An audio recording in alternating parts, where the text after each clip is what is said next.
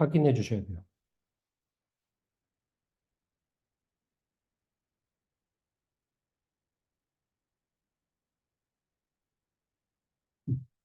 소프트웨어 아키텍처, 소프트웨어 아키텍처 강의 하겠습니다. 먼저 아키텍처에 대한 전반적인 개념을 좀 설명하는 시간을 가질게요. 자, 여러분, 여러분들은 소프트웨어 아키텍처라고 하면 소프트웨어 아키텍처를 뭐라고 말씀하실 수 있을까요? 누군가에게 소프트웨어 아키텍처는 이런 거 같아. 정답은 아니더라도 설명을 한다면 소프트웨어 아키텍처는 뭐라고 말씀하실 수 있을까요? 한번 의견 줘 보시겠어요? 뭐라고 할 수 있을까요?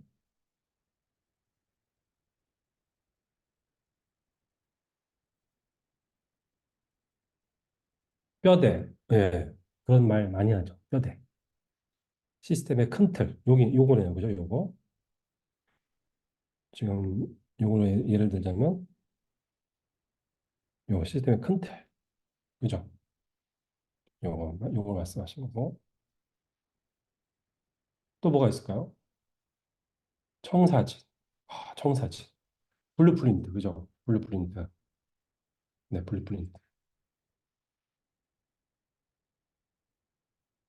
또, 또 어떻게 볼 수 있을까요? 뭐 구조. 여기 나와 있는 것처럼 구조라는 말을 쓸 수도 있겠죠? 구조, 구조. 이런 말들을 우리가 많이 씁니다. 그런데 이제 여러분들하고 컨센서스를 맞추고 싶은 건 소프트웨어 아키텍처를 일단 이렇게 정의해 보도록 하겠습니다. 프로그램이나 컴퓨팅 시스템의 소프트웨어 아키텍처는 소프트웨어 구성 요소와 그들이 가지고 있는 특성 중 외부로 드러나는 특성, 그리고 구성 요소들의 관계를 표현하는 시스템의 구조나 구조체를 말한다. 말이 어려워요, 그죠? 말이 어렵습니다. 자, 이 구성 요소는 보이시나? 구성 요소는 외부에 드러나는 특성 그리고 구성 요소의 관계를 표현하는 시스템의 구조나 구조체예요. 자, 이 말 어려워. 그죠? 어려워요. 다른 거 다 빼고 소프트웨어 아키텍처가 왜 필요해? 라는 질문을 제가 마크한 단어에서 찾아보세요. 소프트웨어 아키텍처의 존재의 이유가 무엇인가? 뭐라고 할 수가 있나요?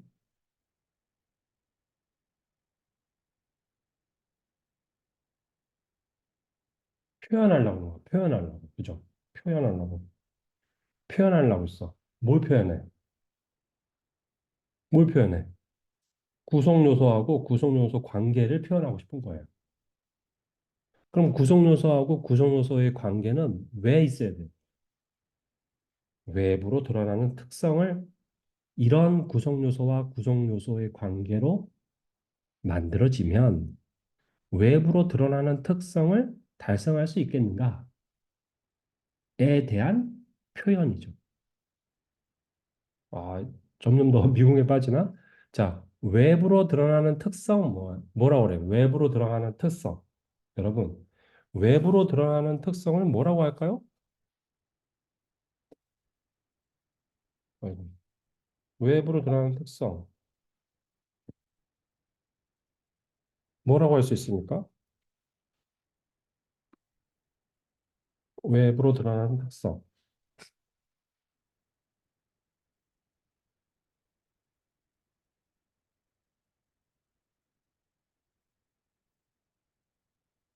자, 우리가 시스템을 만든단 말이에요. 이렇게 시스템이 이렇게 있어요. 아직 안 만들었어. 만들어질 거야.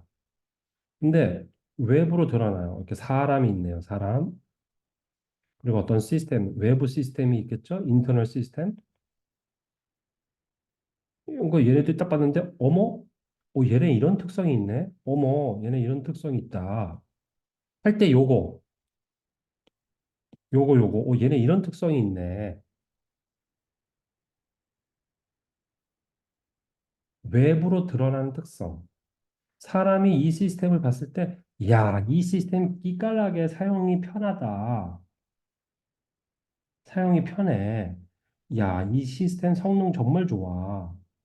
우와, 이 시스템 수정하기 너무 좋아. 아주 플렉서블해, 유연해. 이런 얘기를 한단 말이에요. 이런 것들이 외부로 드러나는 특성이에요. 이해되시겠어요? 외부로 드러나는 특성이란 말이? 우와, 이 시스템 기능 짱 많아. 이거는 특성이 아니에요. 특징이지, 특징. 특성은 캐릭터리스틱이에요, 캐릭터리스틱. 그러니까 특성이라고 그랬기 때문에 대부분 비기능성 혹은 품질이 외부로 드러나는 특성인 경우가 많습니다. 그래서 성능 엄청 좋아. 굉장히 유연해. 야, 이거 계속 이 기능이 유지되네? 가용성이 높네? 이런 말을 하는 거예요. 그러니까 다시 얘기하면 아키텍처는 결국 뭐를 달성하기 위해서 필요한 거냐면 시스템이 만들어질 건데 그 시스템이 바깥으로 외부로 드러나는 두드러진 어떤 특성을 달성시키려고 아키텍처가 있는 거예요. 약간 알 것 같기도 하고 막 모를 것 같기도 막 그렇죠. 네, 괜찮아 지금은. 아 그런가 보다 하면 돼요. 그것 때문에 있는 겁니다. 그러므로 우리가 아키텍처 설계를 잘 하려면 뭐가 필요해요? 외부로 드러나는 특성이 뭐여야 되는가? 이 정의를 잘해야 돼. 이 정의. 예, 이 정의를 못하면 외부로 드러나는 특성을 다 놓쳐.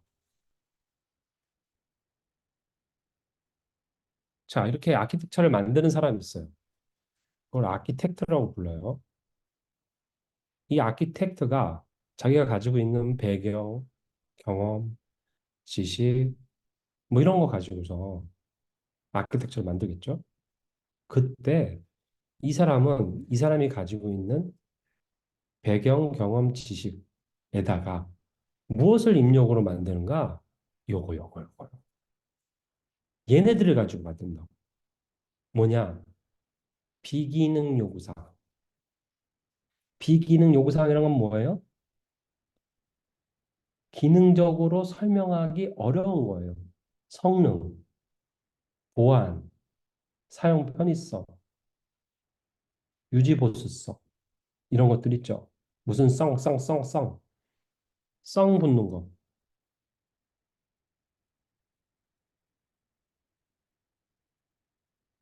한자로 이거 성. 그 요구사항이 비기능 요구사항.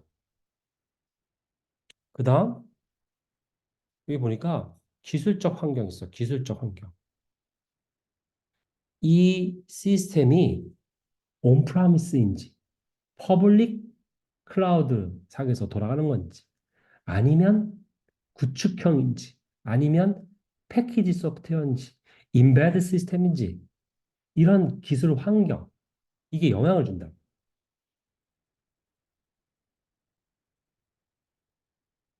그다음 일정 영향 주죠. 예, 일정 영향을 줍니다. 타임 투 마켓이 돼야 되니까 영향 많이 주죠. 우리나라에 영향을 많이 줘요. 많이 준다. 예. 그다음 일부 기능 요구 사항이 들어가는데요. 사실상 얘가 99%예요. 아키텍처를 만들 때 사용되는. 지금 이게 안 보이네. 이 비기능 요구사항하고 기술 환경. 이게 아키텍처를 만들 때 제일 많이 검토되어지고 영향을 주는 거예요. 그러니까 우리가 아키텍처를 정의하고 표현을 하려면 뭘 알아야 된다? 외부로 드러나는 특성. 그 외부로 드러나는 특성은 뭐다? 아, 비기능 요구사항, 기술적인 환경, 이런 거구나. 오늘은 여기까지 감을 잡으면 됩니다. 이해되시겠죠? 자, 그러면 이제 아키텍처의 경험, 배경, 지식 가지고, 네, 아키텍처를 만드는 거예요. 아키텍처는 시스템의 생명 주기를 넘어설 만큼 아주 중요한 산출물이에요. 이건 또 무슨 말인가? 아, 이것도 설명을 해드려야 됩니다. 이건 무슨 말인가? 자,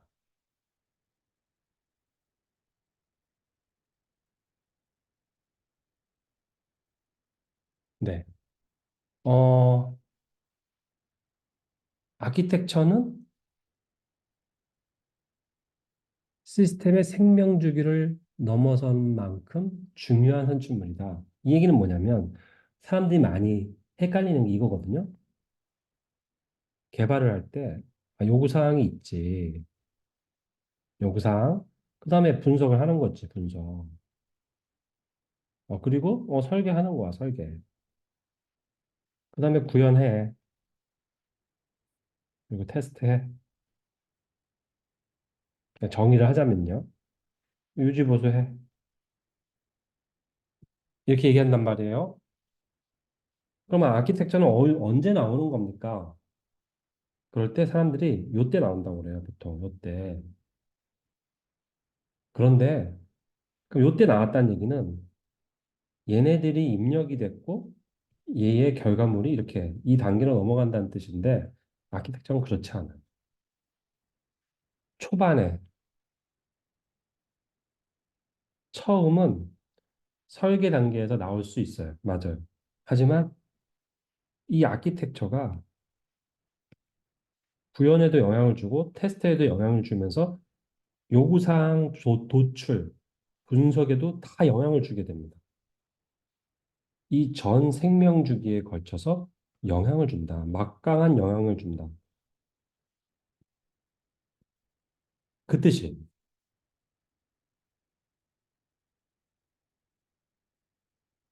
시스템 설계하고는 어떻게 다른가? 시스템 설계하고는 시스템 설계는 의도한 기능을 제대로 수행하도록 만드는 단계예요. 그러니까 이 시스템 설계가 어떻게 보면 아까 어떤 분이 말씀하셨죠? 골격, 틀, 아키텍처를 시스템의 골격, 틀로 이해할 때 이렇게 나와요. 물론 틀린 건 아닙니다. 하지만 다는 아니에요. 훨씬 넓은 범위의 문제를 다룹니다. 그게 뭘까? 그건 나중에 설명한다니까. 설명합니다. 그 다음, 선택한 아키텍처에 대해 그 아키텍처를 택한 이유, 혹은 택하지 않는 이유도 표현이 돼야 되는 거예요. 이거는 아키텍처를 만들어 나갈 때 아주 중요한 원칙이에요.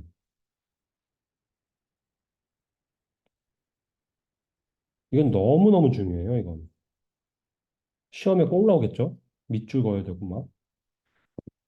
이건 뭐 비단 아키텍처뿐만 아니라 설계를 할 때는 그 설계 방법, 그 아키텍처를 선택한 이유가 있겠죠. 그리고 고민을 하다가 선택하지 않은 이유도 있을 수 있어요. 그것이 모두 다 아키텍처에 담아져야 돼요.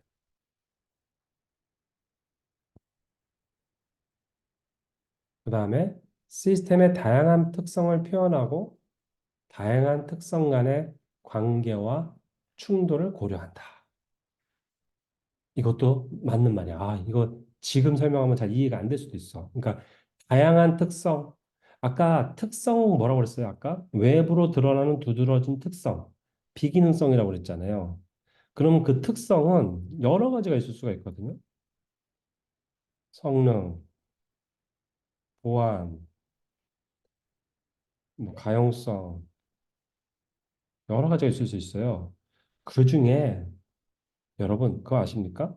성능을 플러스 되게 하려면 대부분이 마이너스가 돼요.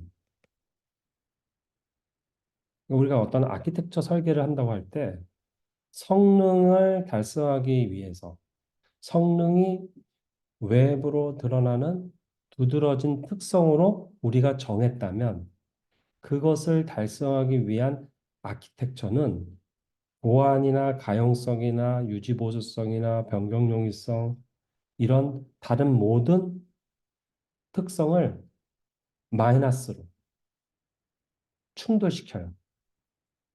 즉, 이 얘기는 뭐냐면 시스템의 다양한 특성이라고 했잖아요. 다양한 특성, 다양한 특성. 여러 가지를 말하는 거예요. 여러 가지. 이걸 표현하고 이 다양한 특성 간의 관계와 충돌을 고려해야 한다는 얘기예요. 또 요구사항은 계속 바뀔 수 있기 때문에 아키텍처는 근본적으로 요구사항 변경에 대한 고려가 있어야 된다. 그 얘기입니다. 네. 좀 따라오고 계시는지 모르겠네. 네. 조금씩 조금씩 시간이 지나면 이해가 되실 겁니다.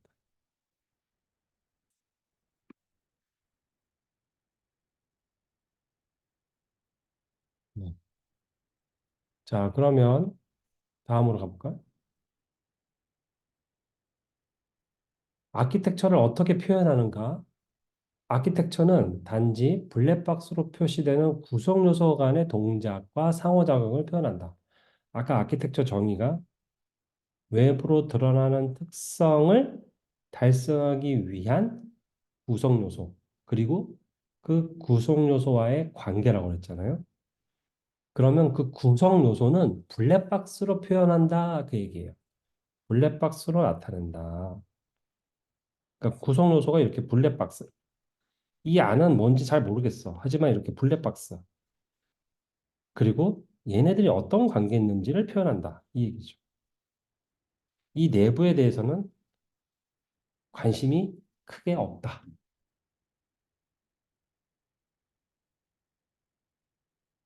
무엇을 해결하고 했는지 유추할 수 있는 것이 좋은 설계의 문서다. 여기서 무엇을 해결하려고 했는가?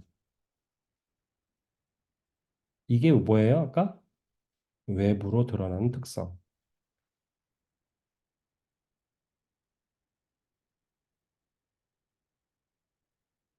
이거. 이걸 또 다른 말로 뭐라고 그랬어요? 품질 혹은 비기능성, 환경 이런 거라고 그랬잖아요. 그죠? 네. 구성 요소를 식별해야 하고 그 구성 요소 간의 상호작용이 표현되어야 되는데 그 이유는 외부로 드러나는 시스템의 특성을 만족시키기 위해서다. 그렇게 표현된 것이 아키텍처다. 그 얘기입니다.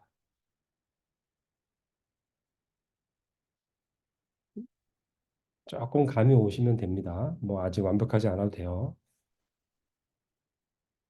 자, 그럼 아키텍처에 영향을 주는 건 무엇인가? 첫 번째, 요구사항을 주는 이해관계자죠. 그렇겠죠? 그래서 아키텍처를 설계하는 아키텍트는 요구사항의 키맨이 누군지를 인지하고 있어야 돼요. 특히 어떤 요구사항? 품질, 비기능 요구사항. 예를 들면 뭐요? 이런 거, 이런 것들. 이런 것들을 누가 많이 내고 있는가? 어떤 이해관계자가 얽혀 있는가? 그것을 알아야 돼요. 실제로 이러한 품질 속성이 아키텍처 구성에 지대한 영향을 주어서 전반적인 설계 사항을 결정하게 됩니다. 나중에 말씀드리지만 그것을 우리는 아키텍처 드라이버라고 불러요. 아키텍처 드라이버,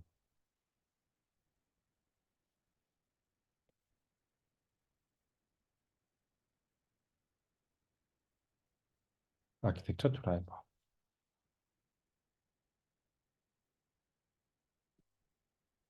그 다음에 아키텍처에 영향을 주는 건 또 뭐가 있냐? 개발 조직이에요. 왜? 개발 조직의 수준? 뭐 그런 것도 영향을 줘요. 하지만 가장 결정적으로 영향을 주는 건 개발 조직의 조직 구성도예요. 정확히 말하면 조직 구성도. 흔히 말해서 조직도죠. 조직도 그대로 시스템의 아키텍처에 투영됩니다. 다시 설명할게요. 조직도, 그 회사의 조직도 있죠. 개발팀, 개발 조직, 뭐 개발 본부가 있다고 하면 거기에 조직도가 있을 거잖아요. 그 조직도가 그대로 아키텍처에 들어간다. 예를 들어서 우리가 코어 팀이 있다. 코어 팀, 그다음에 미들웨어 팀, 그다음에 UI 팀, 뭐 이렇게 해봐요. 그러면 그 아키텍처는 어떻게 구성되는지 알아요? 여기 UI 있고요. 미들웨어 있고요. 여기 코어가 있어요. 다른 게 잘 안 나타나요.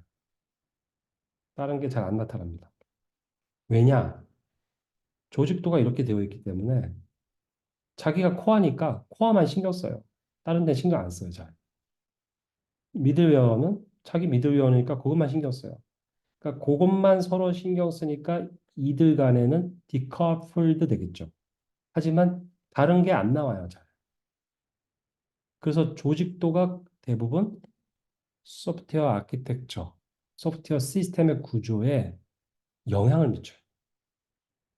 그게 오죽하면 법칙으로 이미 증명이 됐어. 콘웨이의 법칙이라고 불러요. 콘웨이의 법칙. 시스템을 설계하는 조직은 그 조직의 의사소통 구조를 본뜬 시스템을 만들어내게 되어 있다. 아주 유명한 법칙. 네 개의 팀이 하나의 컴파일러를 만든다면 네 단계의 컴파일러를 만들 것이다. 그렇겠죠. 예, 그래서 아키텍처의 구조, 구성 요소, 특별히 왜 하필 이 구성 요소가 네 개야? 네 개의 각각의 팀이 있기 때문에. 그게 콘웨이의 법칙이라고 부릅니다.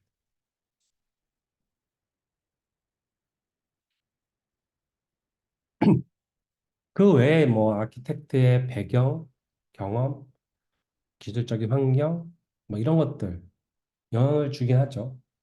압도적으로 주는 건 아까 말씀드렸던 두 개예요. 스테이크홀더, 그 다음에 그 개발 조직의 조직 구성도.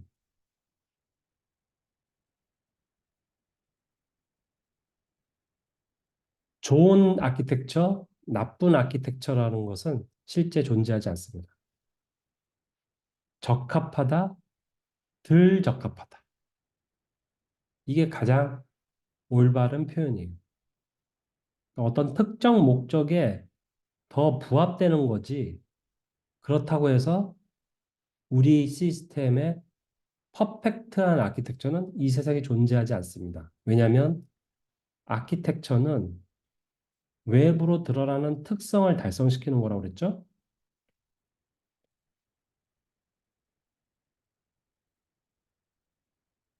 근데 이 외부로 드러나는 특성은 여러 개가 있을 수 있어요, 여러 개. 이 여러 개를 다 만족시키는 아키텍처는 존재하지 않아요. 네. 그래서 이 중에서 어떤 거를 먼저 만족시켜야 돼? 아, 이게 제일 중요한 것 같아. 얘가 아키텍처 드라이버라고 그랬잖아요, 아까? 드라이버가 되거든요. 그래서 더 적합한 아키텍처가 있을 뿐이지, 모든 외부로 드러나는 특성을 만족시키는 아키텍처는 존재하지 않는다. 하지만 일반적으로 잘 만들어진 아키텍처네 라고 확인할 수 있는 그런 항목들이 있어요. 그게 그 화면에서 보시는 내용들이에요. 주도자와 팀을 통해서 수립. 혼자서 한 게 아니라 주도자와 팀을 통해서 그래야 서로 리뷰할 수 있었겠죠.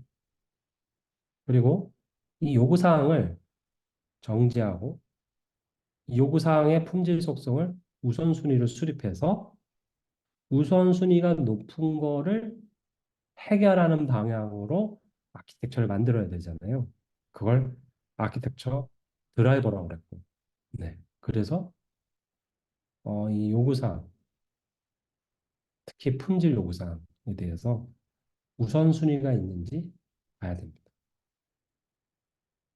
그리고 이 아키텍처는 실행 중에 어떻게 구성 요소가 작동하는지, 혹은 정적인 상태에서 관계가 어떤지, 이렇게 여러 개의 뷰가 존재할 수 있거든요. 배포할 때는 어떤 식으로 배포를 해야 하는지. 그래서 하나 이상의 다양한 뷰를 포함해야만 합니다. 그리고 이 표현된 아키텍처는 모든 이해관계자가 이해하기 쉽게 작성해야 돼요. 그리고 그들이 보고 검증해야 됩니다. 그래서 좋은 아키텍처는 명시적으로 존재하진 않지만 그래도 잘 수립한 거네. 많은 것들을 절차적으로 고려해서 했네. 그런 과정에서는 이 체크리스트들을 활용해서 확인할 수가 있어요. 또 한편으로 구조적인 측면에서는 그 블랙박스라고 그랬잖아요. 아까 이 블랙박스와의 관계, 구성 요소가 얘 구성 요소 1 이렇게 나타나는 거니까요. 얘가 블랙박스라고 그랬잖아요. 예. 얘네들이 캡슐화되어 있는가. 그래서 인터페이스를 제공하는가. 이런 기본적인 엔지니어링 측면에서의 체크 항목들이 있어요.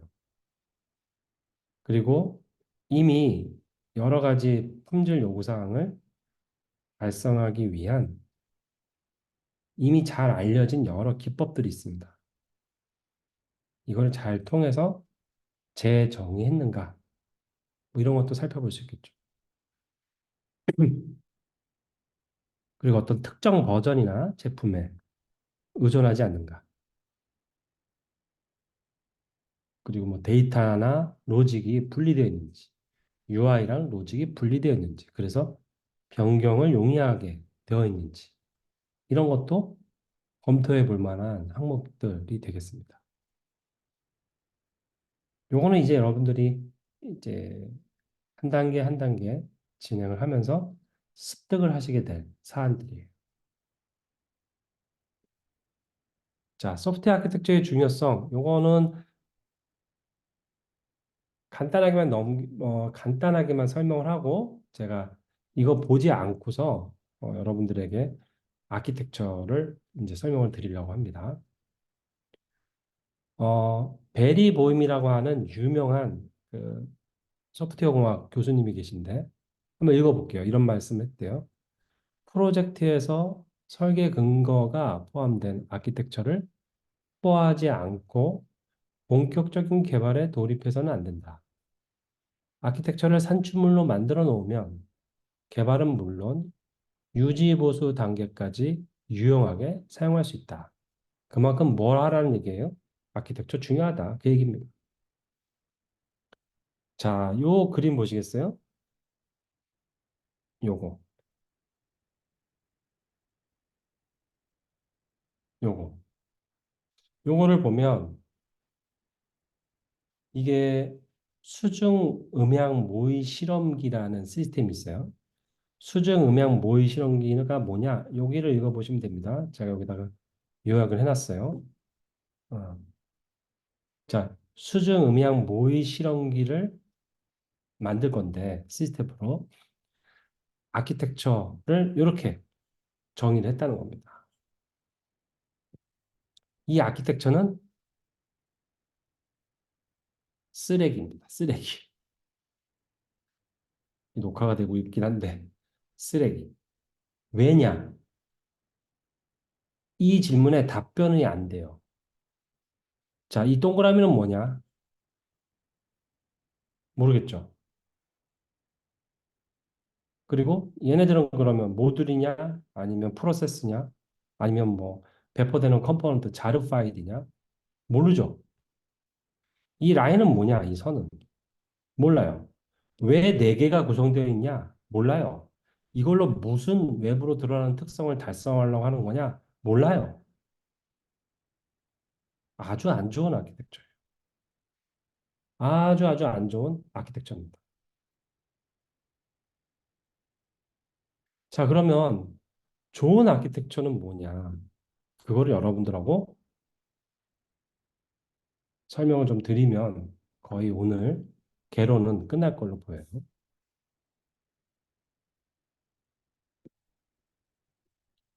여러분들이 업무를 하면서 있었던 일을 한번 생각을 해보시죠. 회사에 갔는데 아키텍처가 있다고 그래서 아키텍처 좀 보여달라고 그랬어요. 이제부터는 전적으로 제 경험입니다. 아키텍처를 보여준다고 그래서 봤는데 이렇게 되는 거를 저는 받아봤어요.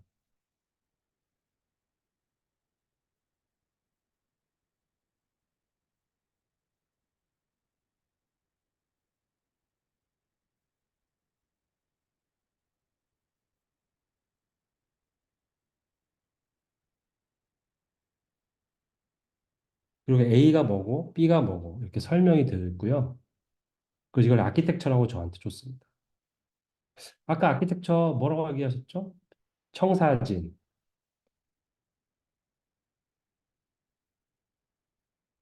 개발의 블루프린트잖아요. 그러니까 아, 우리 개발을 이런 식으로 하겠구나. 방향을 알아야겠죠? 큰 방향. 자, 이 블록 다이어그램을 보면 큰 방향을 알 수가 없습니다. 이 그림을 보면 왜 도대체 왜 도대체 A, B, C, D, E, F, G 총 몇 개예요? 일곱 개로 구성되어 있는지. 왜 일곱 개지? 두 번째, 왜 마치 계층이 있어 보이지? 이렇게 이렇게 계층이 있어 보이잖아요. 왜 계층이 있어 보이지?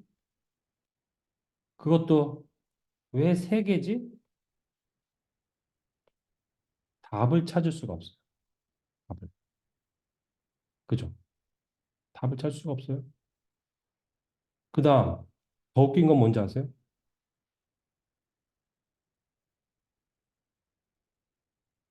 얘는 왜 길다랗지? 2. F는 또 왜 이렇게 길어? 도대체 다른 놈하고 뭐가 다른 거야, 이거? 답을 알 수가 없습니다. 이게 뭐 저만의 경험일까요? 여러분들은 이런 경험 없으세요? 아키텍처라고 해서 보라고 해서 받았는데 이런 식으로 되어 있는 문서를 받아본 경험 없으신가요?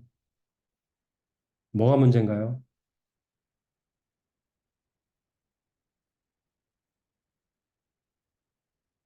뭐가 문제예요? 외부로 드러나는 특성? 이게 없어요. 도대체 무슨 특성을 달성하려고 혹은 해결하려고 이렇게 구성되어 있는가? 알 수 없습니다. 우리가 봤던 아키텍처는 대부분 이런 것들이에요. 이거는 빙산의 일각이다.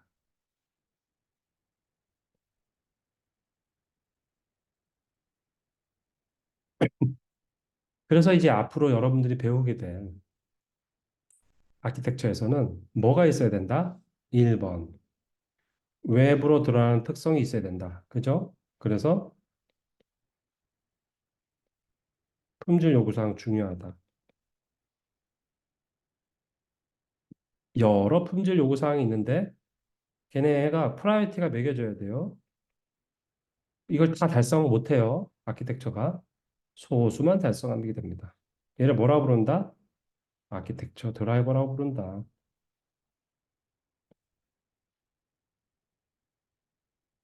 두 번째, 아키텍처 드라이버들이 있으면 아키텍처 드라이버별로 이 드라이버별로 어떻게 해결할 것인가에 대한 솔루션을 찾아요. 얘를 아키텍처 태틱이라고 부릅니다.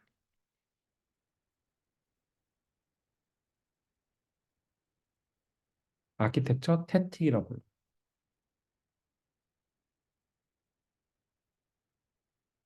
다음으로 세 번째로 아키텍처 태틱이 있으면 그 태틱을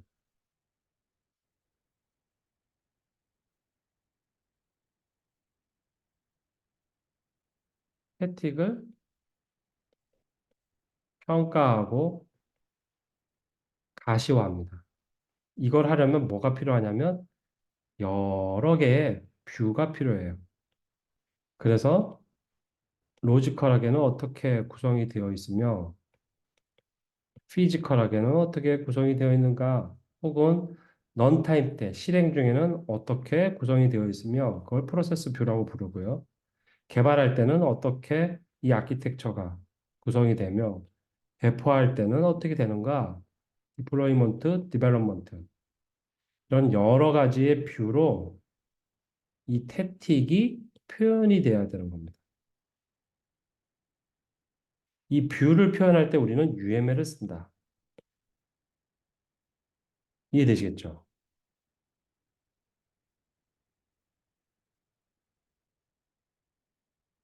이 얘기가 다 이제 그 얘기예요. 이거 내가 순식간에 다 끝났어. 다 끝냈어. 다. 이런 거는 여러분들이 그냥 참고해서 보시면 됩니다. 여기 나오는 참조 모델, 뭐 패턴, 참조 아키텍처라는 말이 나오는데 요거는 강의 진행 중에 설명을 할 거고요. 아까 블록 다이어그램 보여드렸던 거 있죠? 네, 그거는 아키텍처가 아니었던 거예요. 뭐였냐면 참조 모델, 레퍼런스 모델이었어. 그걸 우리는 아키타입이라고도 부르거든요. 아키타입, 아키타입. 네, 레퍼런스 모델, 레퍼런스 모델. 그걸 아키텍처라고 해서 봤으니 이해가 안 되죠. 그래서 아키텍처를 수립할 때 최종적으로 이걸 만드는데 레퍼런스 모델, 아키타입을 만들어요. 그리고 기존에 알려져 있는 여러 패턴들을 믹스해. 그래서 레퍼런스 아키텍처를 만들고 얘를 계속 발전시켜서 결국 2B 시스템의 소프트웨어 아키텍처가 탄생이 되는 겁니다.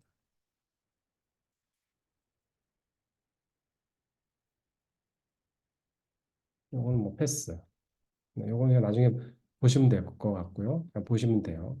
네. 뷰도 아까 말씀드렸죠? 예, 여러 가지 뷰를 보여준다. 뷰는 태틱을 설명하는, 태틱, 아키텍처 솔루션, 아키텍처 설계 전술 같은 말이에요, 다. 이 문제를 어떻게 해결할 건가? 설계하는 방법, 어떤 설계 기법, 설계 솔루션 다 그거를 태틱이라고 부르는데 그거를 가시적으로 다양한 뷰로 표현해내는 거 그걸 뷰라고 한다. 뷰. 뷰를 표현하는 방식은 여러 가지가 있는데요. 소프트웨어 엔지니어링 인스티튜트라고 하는 카네기 멜론 대학에서는 이 세 가지 뷰를 제안해요. 러브이라고 하는 어, 되게 유명하죠. 이게 지금은 예전에 내셔널 거였고 지금은 이제 IBM이 됐죠. 이게 가장 역사가 오래된 거죠. 러브이라고 하는 방법에서는 4 플러스 1 뷰, 네 개, 네 개. 로지컬 프로세스, 디플로이먼트, 디벨롭먼트. 이게 네 개의 뷰고요. 플러스 1은 요구사항입니다. 그 그림이 이거예요. 이렇게.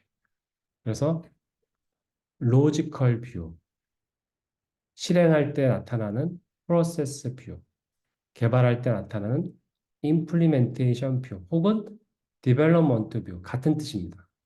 같이 써요. 혼용해서. 그 다음에 deployment view. 이게 4 플러스 1 뷰의 4. 요것은 플러스 1. 모든 뷰의 요구사항을 이 항목으로 표현한다, 검증한다 뜻이에요. 그래서 사실상 4라고 보면 돼요. 네 가지 뷰로 표현한다. 네 가지. 이러한 내용을 이제 앞으로 뭐 시험 뭐 이런 거 합쳐서 토탈 한 15주에 걸쳐서 저랑 같이 하나하나 배워가는 시간이 될 것입니다. 아마 이렇게 체계적으로 소프트웨어 아키텍처를 배우실 기회는 흔치는 않을 거예요. 네. 자, 여기까지 혹시 질문 있으신가요? 저 질문보다는요. 그 아까 전에 그 교수님이 쓰레기라는 표현을 하시면서 저도 굉장히 공감되면서 저도 이제 뭐라고요? 보고 예 쓰레기라고 표현했던 명확하시죠? 이제 아키텍트 예, 잘 들리시나요? 네, 말씀하세요. 예, 예, 예. 뭐, 질문보다는, 제가 이제, 아까 전 말씀하셨던 그 쓰레기라고 표현했던 아키텍처라든지 이런 것들 보면서 제 공감된 게 굉장히 많았어요. 저도 역시 그런 걸 보았고, 그걸 통해서 이제 따라 만들고는 했었는데, 강의 초반에 우리 이제 잘 정의된, 그래도 모범 사례의 그 아키텍처 정의된 그런 것들을, 제공을 받아서 저희가 본다면은 앞으로 좀 더 기대감 있게 수업에 더 임할 수 있지 않을까 이런 생각이 들어서 혹시 그런 게 가능하신지 해서요. 중간중간에 보여드릴 거고요. 예, 강의 초반에 보시면 이게 뭔 말인지 하나도 몰라요. 그래서 예, 그때그때 제가 샘플로 보여드리는 시간이 있을 거예요. 예, 알겠습니다. 네, 참고할게요. 감사합니다. 네. 또 질문 있으십니까? 없으시군요. 네. 그러면 다음 주는 강의실에서 네, 뵙도록 하겠습니다. 마치겠습니다.